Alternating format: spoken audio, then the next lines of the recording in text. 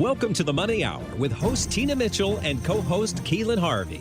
Tina Mitchell, MLO 145420, and Keelan Harvey, MLO 1330075, are licensed loan originators with Highlands Residential Mortgage Limited, NMLS 134871. The views expressed by the speakers on the following program are those of the speakers and do not necessarily reflect the views of Highlands Residential Mortgage Limited, nor are they necessarily endorsed by Highlands Residential Mortgage Limited. Now, in the studio, local mortgage experts Tina Mitchell and Keelan Harvey. Welcome to the Money Hour on 1150 AM KKNW, the Saturday, July 17th show. You can also listen to our podcast, Facebook premiere show, or our show on our YouTube channel. In addition, for more information on my upcoming events, please go to TinaMitchellEvents.com. I am your host, Tina Mitchell. I'm your co-host, Keelan Harvey. Bringing in expert advice and inside knowledge on today's events in our local economy and how they can affect your money. If you're hearing our show at a different time or day, you are listening to a rebroadcast. We're here to answer any questions or connect you with the guests that we have on the show today. Please call the show at 1-855-400-1150. Again, that's 1-855-400-1150 or online at themoneyhour.com. And our lineup for today's show, we have John Chan of Engaging Virtual Meetings, How to Beat Zoom Fatigue. Chad Galloway of Junk Luggers of Northwest Puget Sound, Financial and Mental Health Benefits of Decluttering Your Space. And our last guest in studio is Amy Kelio of Amy Kelio Photography, More Than Saying Cheese, How to Choose a Family Photographer and Prepare for a Shoot. And also, again, if you are watching our show on our Facebook premiere or on our YouTube channel, you will see that we are right here on video. Everybody wave hi. I would also like to introduce our engineer of Hubbard Radio, engineer / producer, Benny, and our director of marketing, Victoria. We could not do it without them. So thank you, Benny and Victoria. Great information and great guests in studio today. For more information on any topic discussed, please call the show at 1-855-400-1150. Again, that's 1-855-400-1150 or online at themoneyhour.com. And now let's start out the show today, as we do each week, with a little bit of money chat. Money.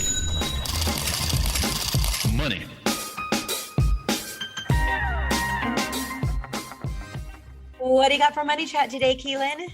I am moving on to our next batch, week 4 of mortgage reports, and I got quite a bit to get through, so I'm going to hop right in it. So we're going to start with appreciation reports. And appreciation reports, unlike the median home price, they give us a reading on how home values are performing. These are very important, not only to understand, but also important for me and Tina to articulate to our customers. So remember, buying a home is a financial decision, and our clients need to know the financial opportunity that exists with purchasing a home. The Case-Shiller Home Price Index is considered the gold standard for appreciation reports and tracks the monthly changes in the value of residential real estate. This report is a bit behind, it has 2 months delay, and it is based on the resale of single family homes, while co-ops, condominiums, and new constructions are excluded. There is a national index and 20 city composite index that are mostly widely watched. This report will give us both the monthly and the annual appreciation figure. And then moving on to the FHFA Housing Price Index. I mentioned this in some other reports as far as connection, but it's reported by the Federal Housing Finance Agency, the FHFA, using data provided by Fannie Mae and Freddie Mac. It includes conventional mortgages with conforming loan amounts and excludes all mortgages insured by federal entities, i.e. FHA, VA. Like the Case-Shiller Home Index, it has 2-month lag. The index measures repeat transaction and compares prices for similar homes. The report typically shows higher appreciation than the Case-Shiller Home Price Index, since it is reporting on homes with conforming loan amounts. So remember the 2-month lag there, because that could be affected in how it's presented. The CoreLogic Home Price Index, let's jump into that guy. It tracks the previous month's changes in the value of the residential real estate. While it is similar to the FHFA, I have problems saying that, Housing Price Index and the Case-Shiller, it differs in that it has a forecasted component as well. So CoreLogic will estimate how much they think home prices will rise or fall in the next month and over the next year. And I had a little smidgen of the couple of reports that were actually connected to last week. And now I'm going to jump into other economic reports and events, which I promised for this week. So mortgage applications, we're going to start there, are released every week, typically on Wednesday by the Mortgage Bankers Association, the MBA. The report shows application volume for the previous week and gives a close to real-time pulse of the mortgage market. And within the report, overall application, purchase applications, and refinance applications are measured. Each component is compared to the previous week and the same week a year ago. The report also breaks down the percentage of the purchases and refinances to total application. It's a mix of applications, as well as where the rates were during that week. The interest rate component can be misleading for customers, so pay attention, as the rate is for an old rate for the previous week and is always quoted with some fraction of points included, but that is hidden beneath the headlines. We hear about this all the time. We see it on websites, read the small print, and they're usually outdated. By doing this, it can lead consumers to believe that rates are lower than they actually are, and that they can be that they can get the prior week's rate. The Case Freight Index, so there's another thing that we use outside, is less widely viewed, but it's very important to those in the know. It is one of the reports we use as an early recession indicator, and one of the things we're paying attention now, especially looking into the future with inflation. It is a monthly measure of the North American freight market and provides value insight into the supply chain and indicators of the overall economy. The data is derived from about 36 million invoices processed by Cass annually on behalf of its base, which represents a broad sampling of the industry. Next is the GDP. You'll hear this thrown around all over the place. That's the gross domestic product. It's a report that's quarterly by the Bureau of Economics Analysis, BEA, and measures the total monetary or market value of all finished goods and service produced within a country's borders in a specific time period. It functions as a scorecard for the country's economic health and a common recession indicator. A recession is often defined as 2 consecutive quarters of negative GDP. There are 3 GDP readings per quarter. There's the advanced, the preliminary, and the final, with the final reading coming 3 months after the measured quarter. As a result, we do not know we are in the recession until after it's already had one. So these indicators are beforehand. We're already in this recession, and we don't even know it. But by the time these readings come out, and then output gap. The output gap is the difference between real GDP, which are actual GDP, and potential GDP, which is the GDP capacity. When you see the gap start to turn negative, it shows that the U.S. is producing less than it has potential to produce. This means that there's excess capacity and can often result in the lack of pricing pressure, and it can be a sign that the economy is slowing down and results of tempered levels of inflation. Of course, goods and services coming in and out of countries will tell you about recessions. So that wraps up this week on our reports, and there's some more to go into next week, actually, believe it or not. Yeah, great education that you've been providing on critical imports to understand what's happening in the economy. So you can go to themoneyhour.com to pick up any of Keelan's previous, because you will want to listen to them. Tina Mitchell here with your Money Chat. Yesterday, Fed Chair Powell told Congress that the economy is a ways off from where it needs to be for the Fed to start tightening its easy monetary policy. He cited that labor market continues still to have a long way to go, and that inflation has increased notably due to the temporary factors. He believes that it will remain elevated in the coming months before subsiding, and that this is within their expectations, which we would argue that is way above their expectations. Powell repeated that the Fed will be giving lots of notice before tightening, which leads us to believe that the Fed may not be on pace to start tapering until 2022. Powell will be speaking again today with the same prepared testimony, but the Q&A session could bring in some new insights. And speaking of the labor markets, initial job claims, which measures individuals filing for unemployment benefits for the first time, decreased 26,000 to 360,000. Continued claims, or those that continue to receive benefits, decreased 26,000 to 3.2 million. Both of these readings are post-pandemic lows. The pandemic unemployment assistance claims, which gives individual benefits who would not usually qualify, and the pandemic emergency claims, which extends benefits after regular benefits expire, fell by 334,000 combined. 13.8 million individuals still receiving benefits throughout all of their programs, which is down 334,000 from last week. Now, we have seen roughly 800,000 drop over the past 2 weeks. It would appear that although lagging, we are seeing a benefit from some of the states starting to cut extra benefits early ahead of the Labor Day expiration. There is a lag because if it takes a while to find a job and then a few weeks to report it due to the lagging in the nature of these reports, one would hope that the Fed could see a few moves down the board and maybe not think labor is so far away from coming back online. They risk waiting too long to being tapering. And after all, this was meant to be for emergency situations only. Now, the Consumer Price Index CPI, which measures inflation on the consumer level, rose by 0.9% in June, which is much hotter than the 0.5% expected. Their year-over-year reading increased 5% to 5.4%, which is the highest year-over-year increases that we've seen for 13 years. The core reading, which strips out food and energy prices, was also up 0.9%, almost double expectations. On a year-over-year basis, the core reading increased from 3.6 to 4.5, which is the highest year-over-year increase in 29 years. This could speed up the Fed's timing on tapering and as well of rate hikes. Rents rose 0.2% in June, increasing only by 1.9% year-over-year basis. Owners evaluated rent rose 0.3% in June and 2.3% year-over-year, but it is flawed. It's a survey which asks homeowners the question, if someone were to rent your home today, how much would you rent it for on a monthly basis, unfurnished and without utilities? Well, obviously, this is subjective, and most have no idea how much their home would rent for. This is the way the CPI reads and is tied to the account for the change in home prices and makes up 24% of the CPI report. It is significantly lagging over rental index, showing that 5% plus in rent gains. An argument can be made that even though inflation is hot, it should be hotter by 1% because of this component is so flawed. On the other side of the coin, this type of inflation is not felt by all. You only experience housing inflation or rent inflation when you purchase or you start a new lease agreement. Now, the 2021 child tax credit payments are starting to be sent out. If you make under $75,000 as a single taxpayer or $150,000 filing jointly, you'll receive $3,600 per child under 6 and $3,000 for children ages 6 to 17. If you make more than these levels, payments will be reduced by $50 for every $1,000 above those limits, with payments phasing out for individuals filing earnings $95,000 and joint filtering earnings of $170,000. Half of it will be paid monthly over a 6-month period. So, for example, if you're filing jointly and earn less than $150,000 and you have one child under 6, you will receive $300 each month for 6 months, with the remaining $1,800 that can be claimed when you file your 2021 taxes.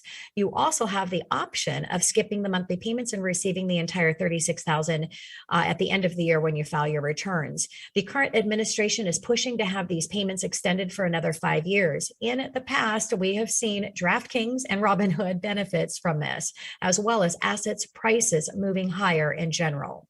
According to the new report from the National Association of Realtors, construction long-term housing fell 5.5 million units short of the historical levels over the past 30 years. Now, to address the issue, the report shows that 2 million house units would need to be added per year. Building has picked up, but even if the building were to continue at the current pace, it would still take more than 20 years to close the 5.5 million units for the housing gap. This means that inventory levels will remain tight for the foreseeable future. Tina Mitchell here, and that is your Money Chat. Coming up next on the Money Hour, how to beat Zoom fatigue. John Chen of Engaging Virtual Meetings right here on 1150 AM KKNW.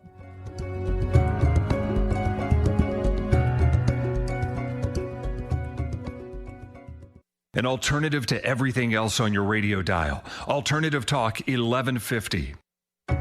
You're listening to The Money Hour with your host, Tina Mitchell, and co-host Keelan Harvey on Alternative Talk AM 1150.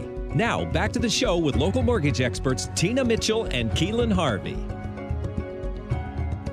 You are listening to the Money Hour on 1150 AM KKNW, the Saturday, July 17th show. You can also listen to our podcast, Facebook premiere show, or our show on our YouTube channel. In addition, for more information on any of my upcoming events, please go to tinamitchellevents.com. I am your host, Tina Mitchell. And I'm your co-host, Keelan Harvey. It is a great day to talk about money, and that's what the show is all about, how to make money, save money, so you can have a better quality of life for you and your family. If you are hearing our show at a different time or day, you are listening to a rebroadcast.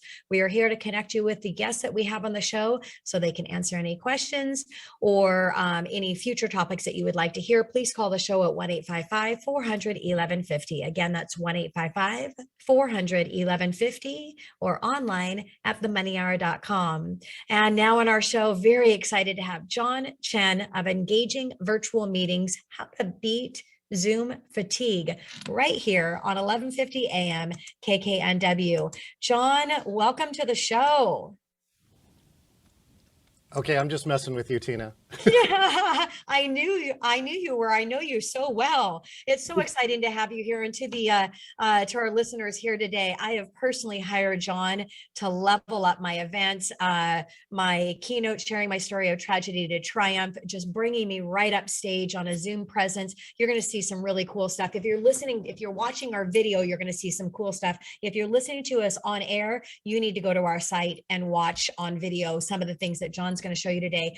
Just really excited to have you, John. Thank you so much. Yeah, you're welcome. Thank you for having me, Tina. Excited as always, and innovating even more things since the last time I saw you. Yeah, no doubt. Let me share a little bit about John. Meet the author of Engaging Virtual Meetings. He has been doing virtual meetings for over 35 years. Yeah, most of us didn't even know virtual meetings were available 35 years ago. John can juggle 16 screens of information at one time. He produced an international training conference for 1,200 attendees that had 100% live. John also produced a 6-language virtual meeting. He is recognized without a doubt thought leader of engaging virtual meetings. John is the Wiley and Sons author of Engaging Virtual Meetings and 50 digital team building games, top-selling business books. Let's welcome my own personal coach for virtual events, John Chen. Thank you so much, Tina. Yeah, it was so great a chance to work with Tina because, Tina has such a powerful message when she's not doing the Money Hour. Hopefully you know that we actually up-leveled her talk so that it became more that you got into the talk. And that's part of really the key, I think, that we need to do here in virtual. Like, we all know how to be engaging in the real world. You go up, you talk, you do things. But here in virtual, it's because it's new. I think there's a lot of things that haven't even yet been done or been explored. Yeah, I think it's, and we're forced to do this because of COVID. Now Zoom is such an official piece of everybody's business. If you're not on Zoom, I don't know what you're doing because it's essential to every business at this point. John, let's back up. I want to ask you, tell our listeners who you are and what specifically do you do? Oh yeah, here. Wait, I can do the short version for this, Keelan. Are you ready? Yeah. I'm excited to see anything you show me. Okay, let's see if we can get this done right. All right, here we go.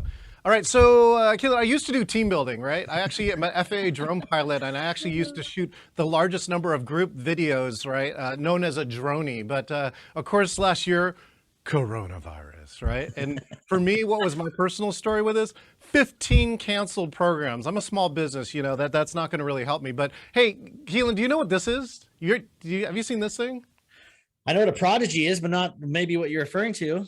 This was an online service, and why it was so groundbreaking was pre-AOL. It was the first graphical, right? But what I love to tell the kids is that this is when modems used to make noise. Do you remember when modems used to make noise, right? They go, right? Yeah, For about 5 minutes. Yep, been there. I was on this, and this was like, basically 35 years ago. And so I've been meeting online and watching. I love the technology, but I also love the human, the psychology, like what our humans do with all this technology. And so as early as 2011, I published this book, 50 Digital Team Building Games, and I got the book into the hands of one of these guys, right? He's kind of a leader. What did my intuition tell me to do with 15 canceled programs? It said, put a course out called Virtual Team Building. I offered it free, kind of like, remember in March of 2020 when we had no idea what was going on? Yeah. And Like really, you had no every day something No idea. changed, right? Uh, And so this was my gift to the world. I said, "This is a 1 hour class. It's free," and it was all these ideas that I had been storing up and I had tested along the way. But here's the key to it: 5,000 people took this class last year, yeah, that's and so crazy. Wiley came here. The Wiley, John Wiley and Sons. Is, I published my first book. They came, "Hey, John, you want to write your second book? And if you want to be an author, you should say." Yes. Yeah, Yeah, sure. and I wish that everybody was actually and if you're driving right now, don't take out your phone and try to see this on video. You can catch it afterwards. But John is just amazing. And I started doing virtual meetings myself. I created my coaching program for One Time Your Business, which is on time management, and business efficiency, complimentary 8 weeks, by the way. Shout out.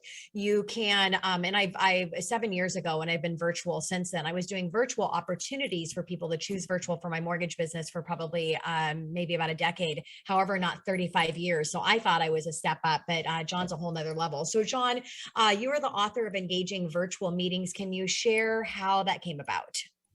So yeah, so I put that class up, and again, it really hit, and it hit from like some unique resource. I got republished in a website which was recommending books. Everyone was going to libraries to say what are the work from home resources, and my old book, 50 Digital Team Building Games, got picked up and put out there again. And so this class, and they said, I said, hey, I actually have this class too, right, to show you how to do some of the things in the book, and it just really took off from there. This book was rushed too. So in publishing time, I think I signed in April or May, and the book actually came out in October. And anybody who knows publishing, right, that's fast. Yeah, that is. And so since October 2020, right, I think you saw this, is that it hit the Amazon #1 hot new release when it came out. And since then, right, Tina, everyone's talking about how did we deal with coronavirus. And now, right, I used to do team building, but I spend the majority of my time really in designing and producing virtual events, and of Yeah. course speaking and emceeing at them. And so that's really how my life has been transformed over the That's past year. awesome. Yeah, and I just want to share with those that are listening. So John's doing some magic here. Like I'm stuck in my chair right now. He's like walking around and zooming out and zooming in and doing some of this Zoom wizardry you've never seen before. So you got to get in touch with John. So I can see how it can make your Zoom meeting so that much cooler than just sitting here staring at my mug. So John, speaking of that, how, in your opinion, do you beat the old Zoom fatigue? Because we've all been there. So in beating Zoom fatigue, in the book, we really put out 6 things here. And I'll see if I can do the short version of this for you. But we came up with a 6-step system called Engage, right? And so in Engage, we really wanted to look and see, if we could get you to do even one of the 6 things, your meeting would be more engaging. And I think, it's great. I met somebody else, and I did a lot of research on Zoom fatigue, and some of the people came back and said, Zoom fatigue isn't new. It was the same thing. Remember when you had bad meetings, Keelan? Oh, yeah. Yeah. We've all been there. Yeah, I think Zoom just magnified the badness of those meetings. Yes. So, proper meeting design is really one of the keys. But engage, here's the first part. It's E, engage and interact with every attendee. Now, this is easy because I've talked with Tina and I've said Keelan's name. Okay, we got everyone covered. But as the meeting gets larger, it gets harder to enact. But have a plan to talk or touch every single person, right? Whether it's by poll or chat or talking with them, engage and interact with every attendee. What I love is Tina has taken these pieces, and as soon as you get into Tina's meeting, it's different because she's rocking some music, she's playing an inspirational video. I mean, I just love that part. The next one here, though, is this, right? You already know this here in the media industry, but people who are trying to handle this, especially if they're not tech savvy, is that it's so easy to get overwhelmed. Keelan, you're gonna love this. 35 years of being on virtual meetings, and I can still get caught on mute, right? Yeah. When we do as well, for sure. And it's not your fault. I think there's just so much technology, right, that it's so easy to do. So this is the N. The N stands for never lead a meeting alone, right? There are producers here that you're not seeing on camera who help this broadcast be amazing. And I'm telling you, your Zoom meeting should be exactly the same way. And either pay somebody to do it, or just sometimes you can assign somebody in the room who's an attendee to do it. And by the way, that's another engagement trick, because basically, Keelan, if I assigned you to take care of the chat, right, you can't tune out of this meeting. You can't multitask because now I give you an That's a great assignment. idea. Yeah, definitely. In my my course, I've got somebody that's facilitating everything. And I was introduced to John a day before, one day before I was doing a keynote with Liberty High School for 1,500 students virtually, sharing my story of tragedy to triumph to really make a difference with the school. They had a suicide and a lot of dynamics going on with the teens there. And I met with John and I saw what he can do. And I'm like, oh my gosh, I have to have this. I literally implemented and got everything set up for my Zoom meeting, my keynote that I was doing the next morning. Didn't get any sleep, but I still rocked it anyway. So John, you are just unbelievable in what you do and the way you share everything just to get somebody to take action that quickly. All right. So we have, we just need more time with you, John. This is definitely not enough time because we've got a minute left with you. So we're going to bring you back in for the entire show. So Victoria's online, so she'll get you scheduled for that. But as we're wrapping up here for the last minute, I want you to give everything that you have in a minute that you can share with people that are listening to the show. Okay, so yeah, like I said, let's do the speed version, right? Here are the other ones. Bad backgrounds, you've seen a bunch of these. What is our solution? G is for good looks. Make this look great. Or you can see here, right? Tina has an amazing mic. You have, of course, your money hour.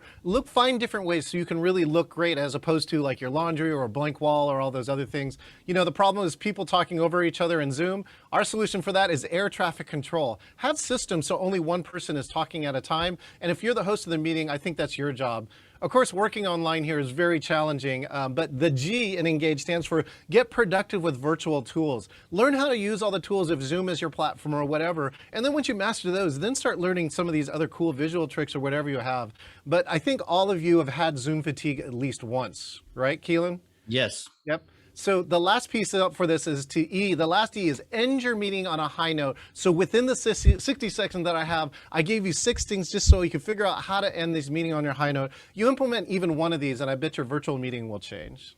100%. And we're going to have John back in for the entire hour show because what he has is unbelievable. And I know I've already said it, John, but from the deepest place that I can say thank you. I wish you guys were everybody was seeing him on video. It is just awesome. You are amazing. You have magical. And what we want to do when we're doing meetings is we want to be able to connect with our audience. And just like John says, if you're not leveling it up on your in-person, think about how much more challenging it could be in leveling it up on Zoom virtual. But if you've got John behind you, you've got a great guy. So, and keep the smile, look at your camera, get engaged, have those movements. You can see John's actually, he's dancing over here too as well. Do a dance, John, before we go to the next segment. There we go. So on the next show, I will show you how I'm doing this. For those who can't see, I'm in a 3-dimensional studio. And now I can do this. He needs some dance lessons, but that's a whole nother show. John, you're amazing. Thank you so much for coming in and being on the show. Thank you, Tina. Oh my gosh. Coming up next in the Money Hour, financial and mental health benefits of decluttering your space. Chad Galloway of Junk Luggers of North Puget Sound, right here on 1150 AM KKNW.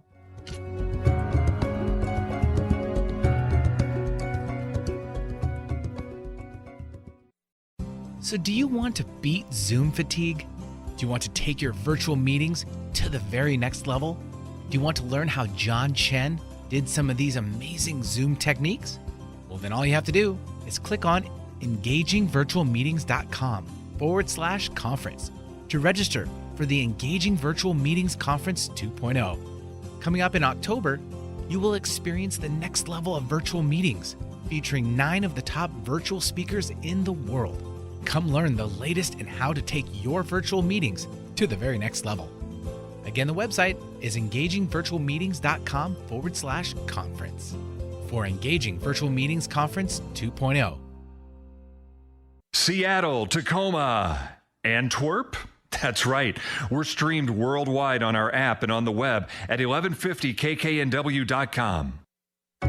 You're listening to The Money Hour with your host, Tina Mitchell, and co-host, Keelan Harvey on Alternative Talk AM 1150.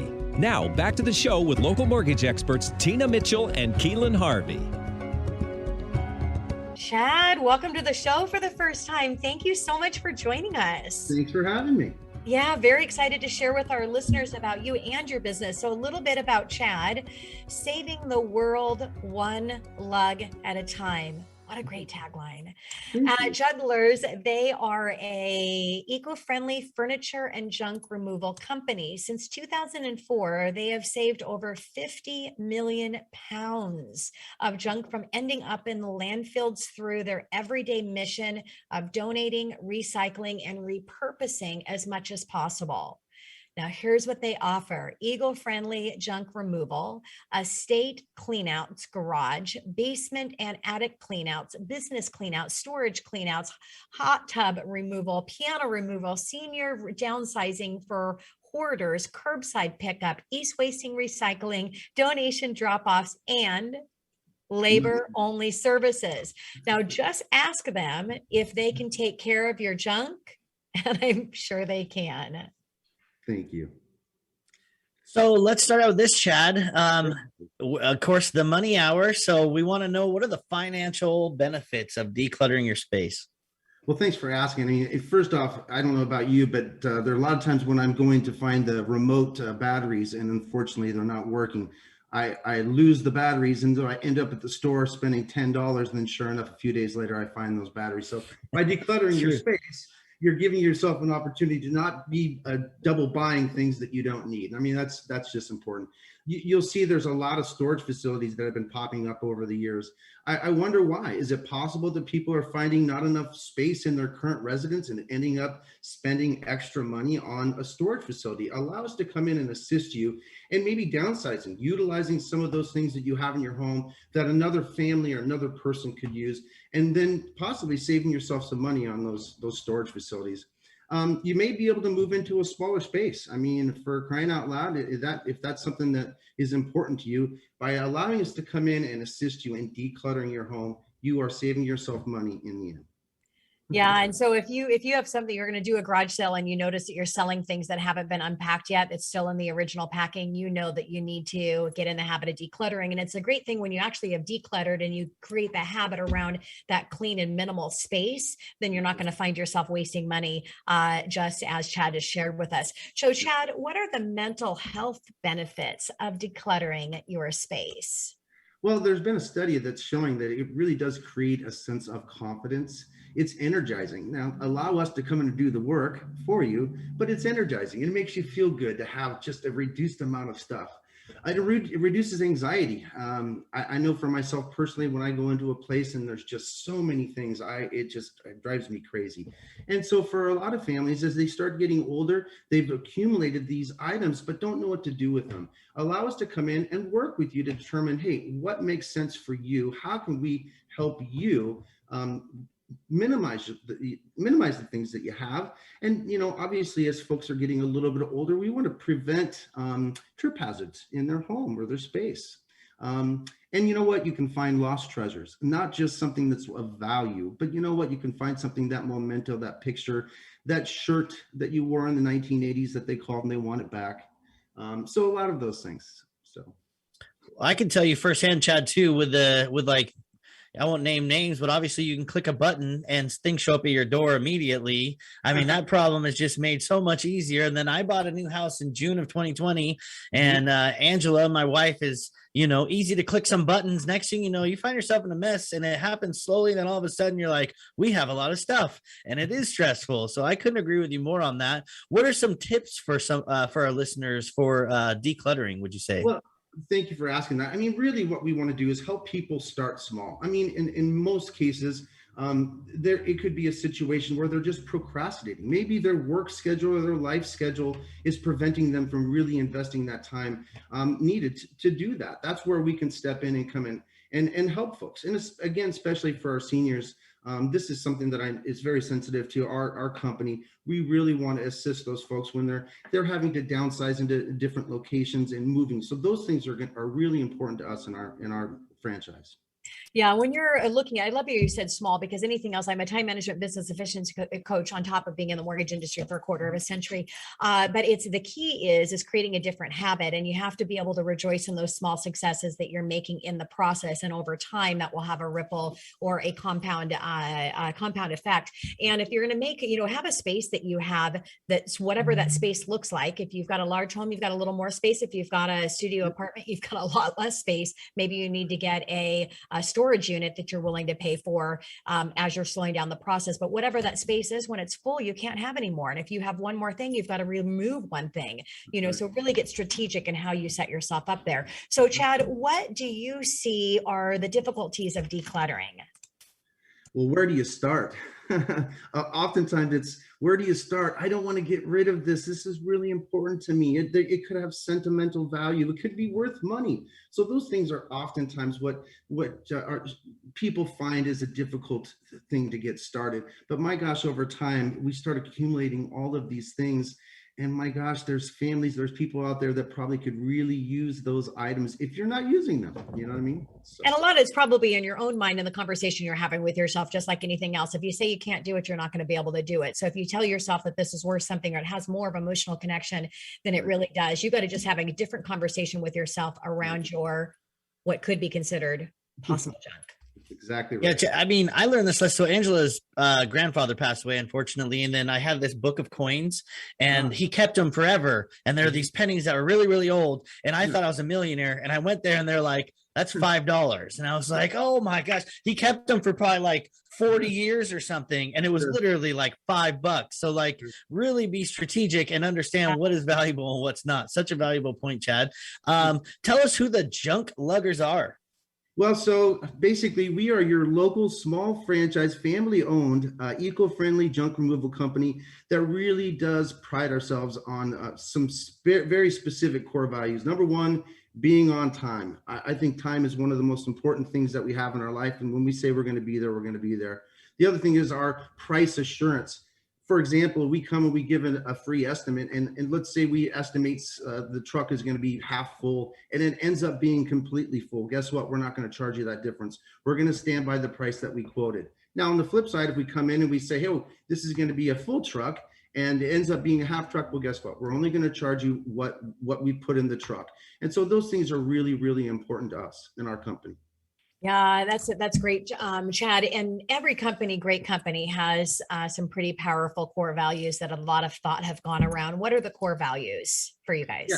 So again, 1, to be on time, 2, to provide a price assurance, 3, to partner with our local charities and communities to donate, recycle, upcycle, reuse as much as possible so that we really can prevent things from going into the landfill. Those things are extremely, extremely important to us. And our staff is trained specifically on how to interact with families when there has been a difficult loss. In many cases, that can be very hard on families. Families are not in town in some cases. We know how difficult that can be, and we want to be able to step in and assist those folks during that difficult time. So those are our values. Chad, I know there's a lot of listeners right now that are connecting. You can just see the passion with you and your purpose behind this. So I know they're going to connect with you. So I'm sure they're wondering what areas you serve. Thank you for asking. So we are in the North Puget Sound, so basically North Seattle. We go as far east as Woodinville and then Monroe and go up as far as Camano Island. Yeah. I live in Monroe. That's why, sorry, I had to do We that. can come over there and help you. Sounds good. Yeah. Yep. So Chad, what is the most interesting thing or things that you've lugged? Because I'm sure there's been some really interesting ones. There is. I had to ask the owner because I'm not typically the person that's on the truck. So I will tell you two. One, I don't know if you know the NASCAR driver, Tom Petty, but he had some Pepsi bottles, commemorative Pepsi bottles that were still full that we picked up and the family didn't want anymore. That's really pretty cool. Wow. Yeah. That doesn't seem like junk. I'd want to keep that. So maybe I do need to. Yeah. We can donate that. Then we actually had a situation with a family that had just sold their home. They're downsizing their home. They had 2 engine blocks sitting in their garage, or one by the side of the house and one in their garage. And unfortunately, they contacted several different other companies that just couldn't figure out how to do it. So we did some research, found a way to say yes, and obviously went out and took care of that. So those are a couple of interesting, and there's plenty more, I assure you. Well, that's some skills, Chad. Those are heavy. And I mean, you never know what's coming out of those things, you know, as far as fluids and all kinds of stuff. So that was probably not an easy task. Yeah. I would imagine people are also probably, our listeners are wondering about moving services. Do you guys help with that piece? Thanks for asking that. Right now, at this time, that's not part of what we are offering. Now, as part of Junk Luggers in the future, as we grow as a business, a small business, that is a service that we are going to be able to offer. We recognize that is a need for people, but at this moment in time, we are not movers. We can help people get things packed.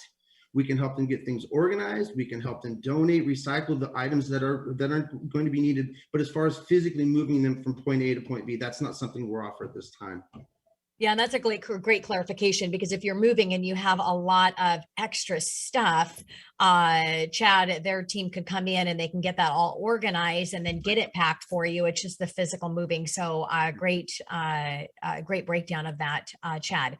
So as we're wrapping up our time here with you today, how do you schedule a project? Sure. Well, there's 3 ways. You can do one, call me, Chad Galloway. My telephone number is 425-988-9578. You can go on call 1-800-LUG-JUNK, that's LUGJUNK, or you can go online to www.junkluggersofnorthpugetsound.com and schedule the pickup right then and there. And we offer same day and next day appointments. So we're really excited about being able to do that for people. When they want to do something, they want to get it done now. They don't want to wait. Yeah, and that's definitely when you're in that, especially if you're in the market and thinking about doing something, you want to move quickly. Well, Chad, thank you so much for coming in. We really appreciate having you here and what you're doing for our community, because if you can get rid of that junk, have somebody help you so that you're not having to deal with that stress on your own, you're going to have a better quality of life, you're going to be healthier, and you're going to save money. So great service that you're offering, Chad. Thank you so very much. Yes. Coming up next to the Money Hour, more than saying cheese. If you're looking at the video, you could see me smiling. How to choose a family photographer and prepare for a shoot. We have Amy Kelio of Amy Kelio Photography right here on 1150 AM KKNW.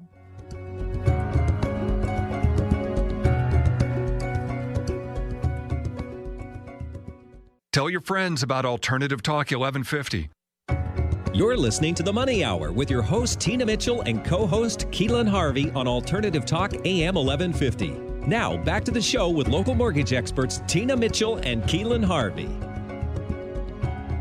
You are listening to The Money Hour at 1150 AM KKNW, the Saturday, July 17th show. You can also listen to our podcast, Facebook premiere show, or on our show YouTube channel. In addition, for more information on any of my upcoming events, please go to TinaMitchellEvents.com. I am your host, Tina Mitchell. And I'm your co-host, Keelan Harvey. We bring into studio each week the best of the best experts in our local market on everything regarding your money. We are here to help you in today's economy. Now in studio, we have Amy Kelio of Amy Kelio Photography. More than just saying cheese, how to choose a family photographer and prepare for a shoot right here on 1150 AM KKNW. Welcome to the show for the first time, Amy. Thank you so much for having me. I'm really excited to be here. Likewise. And a little bit about Amy. Amy is a professional lifestyle and documentary family photographer serving Seattle and the surrounding area. Amy specializes in creating art that captures connection and authentic emotion. Her family photo shoots are held outdoors using natural light and offer a mix of gentle posing guidance along with plenty of playtime to capture fun, candid moments. Her packages cover a wide range of photography needs, from shorter seasonal celebrations to full day in-life sessions. In addition to families, Amy also enjoys photographing newborns, seniors, and individual portraits. Awesome, Amy. I'm excited for this. I heard through the grapevine that you were actually a family nurse practitioner. I could talk today. Before you got into photography, what led you to make that decision to switch your occupation there? Thanks for asking, Keelan. I think it's an interesting time. A lot of us are kind of in this boat of trying to figure out what's next. COVID kind of made a lot of people reconsider. And so I just think it's, in my personal case, I am still a family nurse practitioner, love that work, but have always also been a photographer. And I started to burn out a little bit. I started to kind of caregive at work and caregive at home. And I had a chance to step back and think about what do I really want to spend kind of the next half of my career focusing on. And I'm so excited to be able to say it's photography and to really pursue that dream. So I feel very lucky. Oh, so excited because yeah, when you're doing something that you are passionate about, it is actually your gift, and that's why you're passionate about it. So, Amy, everyone is obviously just taking every photo that they can think of on their phones. So, can you share with somebody listening today that's thinking, why would I hire a professional family photographer when I can use my own phone? Because I imagine there's a really good reason in why. Yeah, thanks, Tina. So yeah, I think, we do all walk around with these amazing cameras in our pockets. And so people think, well, that's all I really need. And I have so many family photos that way. And that is true. However, I think that professional family photography kind of brings a few things to the table that you really just can't get on a phone. The first question I'll ask you is, when you're looking at a family photograph that was taken on a phone, who's missing? It's usually mom, to be honest, but whoever it is that's taking the picture is not in the photograph. And I think so often we don't have photographs with everybody together, and that's super important. Another thing I'll mention is photographers bring, a lot of expertise to the table that really makes a difference when you're looking at the art. So an understanding of lighting, an understanding of composition, and of posing in a way to really communicate connection and whatever it is that they're trying to do. Photographers also have equipment that brings a higher resolution to the picture. So if you're looking to make it larger, let's say on your wall, it would be harder to blow up a picture from your iPhone, but a lot easier to blow up a file that you might get from a professional photographer. And lastly, I'd like to point out that, we are living through history, and, we are living through a pandemic, and in about 2 generations or so, our grandkids are going to want to know, what was it like to live through the pandemic of 2020? And I think that, I always try to capture at least a few pictures of people wearing their masks and things like that. And I'd say those are things we have in our phones, but, to really get some captured photographs of what was this like, so that you can have, those future generations can see it. So yeah. That's so true. I've actually taken photos of things that are happening in the grocery store, and the signs, and the ice skaters when there was nobody in the audience but fake people. I've done that. So yes, I can bring back in what it was like then. And also I have to get a shout out, before I knew Amy, I had my headshot up done, and I went into a studio. And this is important takeaway, why it's so important to have the best of the best. And this is why we have Amy here. The photographer was excellent, but the way I was trying to do my photo, which is my natural way that I do, he was making me do these awkward things, like don't open my eyes so big, put my head out, to do all this weird stuff that felt so awkward. And I knew those photos were going to be horrendous. And when I looked at all the photos, how I normally would do a photo versus what he forced me to do and felt so awkward, my photos were horrifying in my poses. So just like you said, Amy, so critically important that you work with a professional photographer, and you need to make sure that you have the best of the best that actually knows how to coach you so that you can look good, especially on those family photos. Yes, true. Yeah, exactly. Tina, you teed me up perfectly there. So that leads me exactly to that question. What are some things to consider when selecting a family photographer? Thanks, Keelan. So a few things. The first thing is going to be exactly kind of what Tina was just talking about. What style of photography are you looking for? And when we're talking about family photography, there's a few different kind of camps that we can think about. The first is the traditional studio portrait, probably what Tina experienced, and those are wonderful. Whether it's for a family or for a headshot, you're going to go into a studio. There's going to probably be some lighting. There's going to be maybe a backdrop, a little more formal and traditional. Then there is what we call lifestyle. I practice lifestyle as well as documentary. And lifestyle is kind of an in-between, where we're trying to capture, if you can imagine, we're trying to capture candid, natural things that might happen. If I hung out with your family for a week, I might be exposed to a whole variety of really fun moments together. But how do I get that in an hour? So lifestyle photography allows me to take you into a place where I know the lighting's going to be good. Maybe it's a place that you love, like a beach or a park, and really give you some fun things to do that are going to allow you to play and interact in a way that's going to capture some of the magic that naturally occurs between you, but might be hard when a camera's hanging out in front of your face. I do use some posing techniques that will communicate some of that connection, like, okay, maybe if you're touching each other versus if your hands are just hanging by the side, or let's get you really close, things like that, that really communicate that feeling and that emotion. And then lastly, there's documentary, and that's really where you're a fly on the wall. I could be with you for a day. I could be watching your family from, toothbrushing to bedtime. And I'm really capturing all of the kind of little things that you might think, why would someone want that? And in 10 years, when your kids are grown, you might think, God, it's so cool to be able to look back and see what was it like to have a young kid, So those are the things. Those are the 3 different type styles. Another question is, what do you want? Do you want 1 photo? Do you want 10 photos? Do you want to select from a bunch? Do you just want the files, or do you actually want the photos themselves from the photographer? How much are you looking to spend? Do you want to be shot inside or outside? Look at the photographer's portfolio, really different looks depending on who you're selecting. And then last, make sure there's a connection. Try to get know the photographer a little bit, because you're probably going to make a relationship with this person and see them a few times over the course of maybe your family's, life. Yes. So, Amy, I know that you take most of your photos outdoors using the natural light. If someone is interested in taking photos outdoor, what time of day is best for an outdoor photo shoot? Thanks for asking that. So you've probably heard photographers mention golden hour.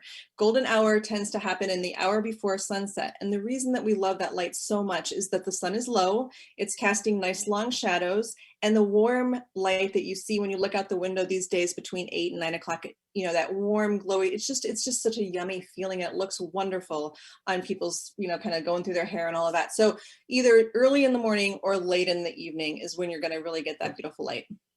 So family photo shoots is an investment. What are some of those hidden costs that you may not be aware of? Right. So it is an investment. And again, people say, well, I've got this phone. Why would I want to do that? So there's a few things that are behind the scenes that you don't really see once the photographer shows up or after the fact. So one of them is scouting time. If I've never shot in a particular location, I'm going to go and I'm going to spend at least an hour walking around, getting to know where is the light at different times, where is the shadow. So I really know some good places to take pictures. The second is going to be after I take your photographs, I'm going to spend some hours doing some editing, and what comes straight out of camera versus what I actually give you, they look pretty different. And I do a lot of work to make sure that things are light and bright and, well balanced. Obviously there's the expertise of the photographer. They've spent years developing their craft. And so you're looking for a piece of art and you want to make sure that you have someone who's invested the time to do that. And so you're paying for that. Again, there's a lot of, it's a small business. So there's the insurance and the investment in the equipment and all of that the photographer is bringing to the table to be able to offer their services. And so the cost of a photo shoot kind of considers all of that.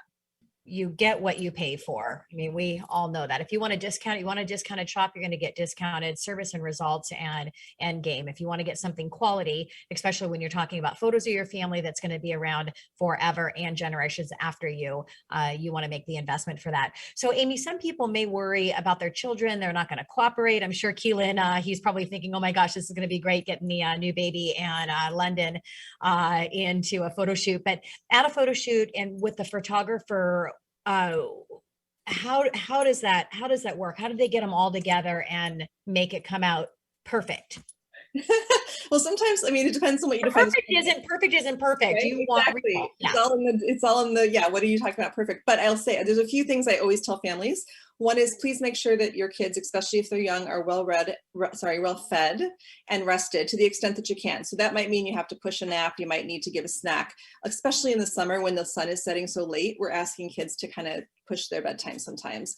The second thing is, give the kids some control. I was on a photo shoot the other day and, the kiddo was just not into it. And so I said, what do you want to do? And she's like, let's go climb a tree. And I was like, great idea. And we got the best shots of the photo, of the shoot there. So give the kid a little bit of control. What do they enjoy doing? And that you're going to get that natural, joie de vivre come out. And lastly, again, thinking about your style, make sure that what you're looking for is going to match up with what the, photographer is able to do. So if you're looking for something that's fun and, versus a little bit of a more formal shoot, make sure that you've done the work to kind of think that, what I'm looking for is what this photographer is going to give me. So in that case, a lifestyle might be a good selection if your kiddo tends to be a little more high energy and isn't really going to sit and look at the camera. And that's okay. We'll get some good shots anyway. Yeah. So Keelan, for that family, Lurk needs a nap and London needs a snack. Yeah, amen. I love this. All the time, actually. So it doesn't change Yeah, anything for me. exactly.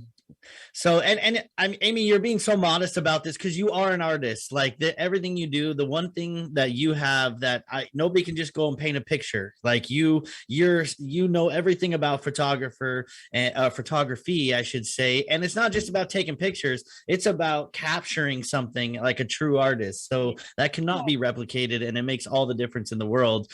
We only have a minute left, and with that being said, there's other times in my life I know that it may be important to bring a photographer to document things. What are some of these events that you could mention for some of our listeners on time, things in life that may make sense that you want to capture?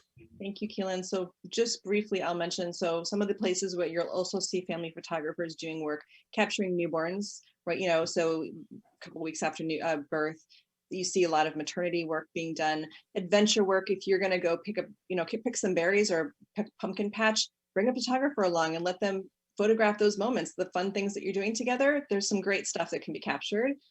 Day in the life is where, again, I kind of spend the whole day with you, and we capture all the kind of minutia that I mentioned. And last but not least, we're in the time of like we're coming together with our families after COVID. There's COVID reunions. There's older parents that we haven't seen in years. We're going to get together with them. Briefly, I'll just say I was talking to a woman and she was saying, oh yeah, I want to get a picture with my husband, and then she was relaying her Mother's Day story. She spent time with her mother, who's in her 80s, and some of those, her sisters. And I said, wait a minute, I get that you want to have a picture with the husband, but what about the mom and the 3 sisters? Mom's 87, let's get that picture. And she's like, wow, and the light bulb went off. So, getting those pictures with people that you love and you cherish, things change. You never know how things are going to change. Capture it now. Yeah, I definitely will say for myself, there's a lot of memories I wish I would have captured. And that is a really, really bad and a sad place to be. So moving forward, I definitely am capturing memories. Amy, thank you so much for being here on our show. We really appreciate it. This was really fun. I really appreciate the opportunity, and thank you. Yeah, and thank you to all of our guests for being here today. It was a pleasure to interview you. Again, take a look at John there. He's doing some magic if you are watching our video. So connect with each one of our guests, Amy, John, Chad, for their services. Again, we only bring in the best of the best. And thank you for being here and for being a listener. I am your host, Tina Mitchell. And I'm your co-host, Keelan Harvey. We are your local mortgage experts, and we have to sign off for the day. Enjoy the rest of your Saturday. Look forward to talking with you more money next weekend right here on 1150 AM KKNW. Tina Mitchell, MLO 145420, and Keelan Harvey, MLO 1330075, are licensed loan originators with Highlands Residential Mortgage Limited, NMLS 134871. The views expressed by the speakers on the preceding program are those of the speakers and do not necessarily reflect the views of Highlands Residential Mortgage Limited, nor are they necessarily endorsed by Highlands.